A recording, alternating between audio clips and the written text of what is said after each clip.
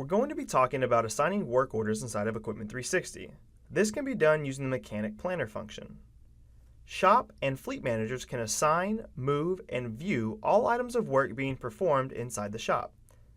Now, the advantage of assigning work orders on this screen is that it also allows you to do some load balancing across your mechanics. On the left side of the screen, we have all of our unassigned work orders, while on the right side, we have a list of all of our mechanics.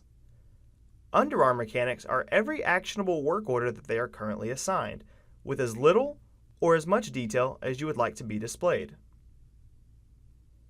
Now, with the click of a mouse, you can take an unassigned work order and drag and drop it to assign it to one of your mechanics.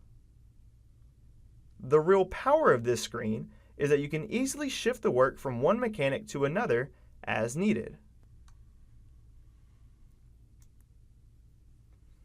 The Mechanic Planner screen gives your shop manager eyes and ears in the shop to see all of your mechanics, all of their work, and the current status of every work order all on one screen. Therefore, eliminating the need for phone calls and emails that you would typically deal with when using a paper or manual process to get a status update from your team.